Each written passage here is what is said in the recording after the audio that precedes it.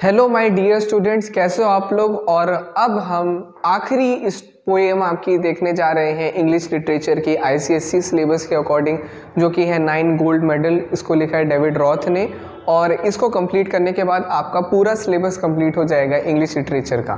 ठीक है, तो मेरी ऑडियो आगे आने वाली है आपको, जिसमें आपको बैकग्राउंड, ऑथर, एक्सप्लेनेशन सब चीज़ मिलेगी। तो आखिरी तक बने रहिएगा और अपना एफर्ट मैंने इस वीडियो में लगाया, तो आप भी अपना एफर्ट अपने एग्जाम्स में लगाना और अच्छे नंबर स्कोर करना। हेलो मेरे प्यारे दोस्तों, कैसे हो आप सब। उम्मीद कर रहा हूँ बिल्कुल अच्छे से अपनी प्रिपरेशन कर रहे होगे और अपने हर एक दिन को अच्छे से यूटिलाइज़ कर रहे होगे। और आज हम लोग देखेंगे अपनी पोएम का लास्ट पोएम, अपनी पोएम वाले टॉपिक का लास्ट पोएम, जो कि है 9 गोल्ड मेडल्स, और जिसको कंप्लीट करने के बाद हमारा पूरा एक इंग्लिश लिटरेचर का ट्रेजर ट्रोव वाला प्लेलिस्ट कंप्लीट हो जाएगा। फटाफट देखते हैं पोएम के बारे में। पोएम को जानने से पहले फटाफट एक ऑथर के ऊपर थोड़ी सी नज़र डाल लेते हैं। ऑथर है डेविड रॉथ, और डेविड रॉथ एक सिंगर भी हैं, सॉन्ग राइटर भी हैं, ऑथर भी हैं। और इनकी पोएम हमेशा कुछ ना कुछ इंसानों के लिए ही रहती है, और इंसानों की मॉरल वैल्यू या फिर समझ सकते हो थोड़ी सी स्पिरिचुअलिटी भी रहती है इसमें। तो 9 गोल्ड मेडल भी उनकी एक बहुत फेमस पोएम है, जिसके बारे में बताया गया कि एक स्पेशल ओलंपिक होता है डिसेबल्ड पर्सन के लिए, और इस स्पेशल ओलंपिक में ये जो कंटेस्टेंट रहते हैं सब रेस के लिए तैयार होते हैं, और इसमें 9 कंटेस्टेंट रहते हैं टोटल आपके। और जब ये भाग रहे होते हैं तो स्टार्टिंग में एक कंटेस्टेंट गिर जाता है, तो फिर उसको बचाने के लिए बाकी 8 आते हैं, और बाकी जब पूरे 8 आके उसको अपने साथ उठाते हैं और अपने कंधे से कंधे मिला के फिर सब साथ में रेस जीतते हैं। तो इसी के बारे में पोएम है, और अब stanza wise line by line हम लोग देखेंगे क्या होता है। The athlete had come from so many countries to run for gold for the silver and bronze. मतलब यहाँ पे कहा गया है कि एथलीट बहुत सारी कंट्रीज से आए हैं ओलंपिक में गोल्ड, सिल्वर और ब्रोंज मेडल को जीतने के लिए। Many weeks and months in training all building up to the games. मतलब उन्होंने ट्रेनिंग में बहुत सारे हफ्ते और बहुत सारे महीने गुजारे हैं सिर्फ गेम को अपने बनाने के लिए, ताकि वो गेम जीत सकें।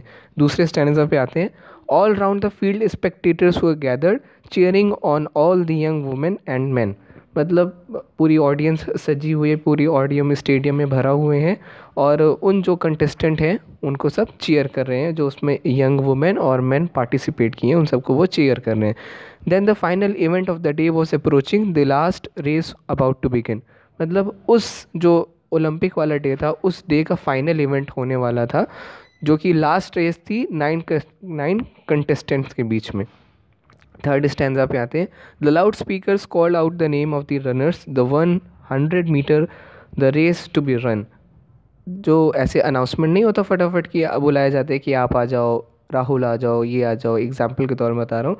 वैसे ही यहाँ पे भी ओलंपिक में सबका नाम अनाउंस किया जाता है, तो लाउड स्पीकर में सारे रनर का नाम अनाउंस किया गया, और 100 मीटर की रेस में सबको बुलाया गया ताकि आप उसमें रेस में पार्टिसिपेट करें और भागें।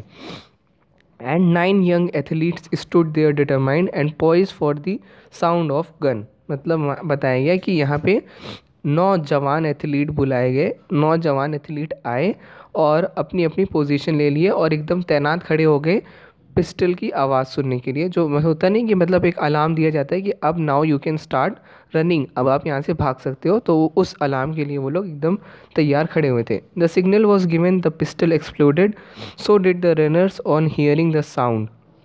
क्या था अब इस स्टैंडर्ड में क्या बताया गया है कि जैसे ही सिग्नल मिला और पिस्टल को चलाया गया, तो सारे रनर ने उस चीज़ की आवाज़ सुन ली।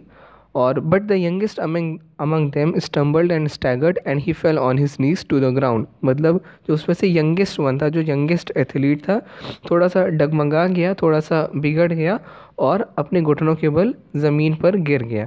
He gave out a cry of frustration and anguish, his dreams and his efforts dashed in the dirt. मतलब वो बहुत एक उसकी चीख ऐसे निकली फ्रस्ट्रेशन की, एंग्विश की, कि बहुत बेचारा वो टूट चुका था, हार चुका था, और उसके जो ख्वाब थे और जो उसने बेचारे ने पूरी एफर्ट, अपना पूरा मेहनत की थी, वो सब मिट्टी में मिल जाएगी। But as sure as I am standing here telling the story now, it's a strange one but here's what occurred. मतलब यहाँ पे अब पोइट खुद बता रहे हैं कि मैं वहाँ पे खड़ा था और स्टोरी आपको बता रहा हूँ। अब यहाँ पे एक नई दुर्घटना, एक नई घटना घटती है और नई चीज़ आती है। The 8 other athletes stop in the tracks, the one who had trained for so long to compete.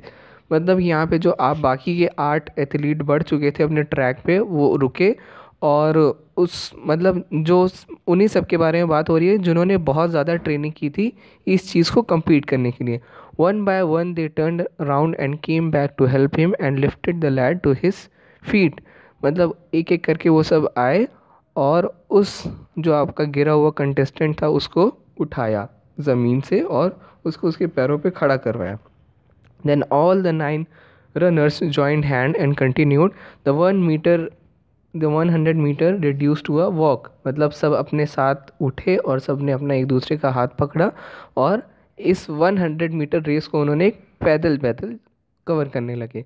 And the banner above set that special Olympic, एक वहाँ पे बैनर भी उतने टाइम लगा हुआ था, वहाँ पे लिखा था special Olympic. Could not have been nearer the mark. Could not have been nearer the mark मतलब जो मार्क साइन होता है उससे थोड़ा सा पास वास था. लास्ट स्टैंजा है आपका. That's how the race ended with 9 gold medal. They came to the finish line holding hands still. अब वो धीरे धीरे सब आ रहे थे और सब ने एक साथ फिनिश लाइन को क्रॉस किया और सबको एक साथ में ही 9 गोल्ड मेडल मिला. और जब उन्होंने फिनिश लाइन क्रॉस कर ली तब भी उन्होंने अपने हाथ पकड़े हुए थे. And the banner above and 9 smiling face. जो अभी आपके बैनर के बारे में मैंने बताया स्पेशल ओलंपिक लिखा था, तो बैनर के नीचे वो सारे 9 कंटेस्टेंट खड़े हुए थे, स्माइल कर रहे थे. Said more than these words ever will. मतलब उस शब्द ने जो बैनर में लिखा हुआ था वो बहुत कुछ दिखा रहा था. बहुत एक तो डिफरेंशियली एबल्ड पर्सन के लिए स्पेशल ओलंपिक था और जो यहाँ पे एक हैपनिंग हुई उसकी वजह से ये और स्पेशल बन गया. Said more than these words ever will. वही जो बैनर कह रहा था कोई एक्सप्रेस नहीं पा रहा था उन 2 वर्ड्स में जो लिखा हुआ था. तो यहाँ पे आपकी पोएम पूरी ख़त्म होती है और उम्मीद करता हूँ आपको अच्छा लगा होगा. तो अब जिन बच्चों ने भी नहीं देखा होगा या पहली बार इस पोएम को देख रहे होंगे उसके आपको पहले से बता दूँ, चैनल पे पूरी प्लेलिस्ट है शॉर्ट स्टोरीज़ की, हिस्ट्री सीरीज़ की और ये पोएम की भी और ड्रामा की भी कुछ दिन में ही आ जाएगी. ओके ठीक है, तो फिर मिलते हैं नेक्स्ट वीडियो में. तब तक के लिए थैंक यू, बाय.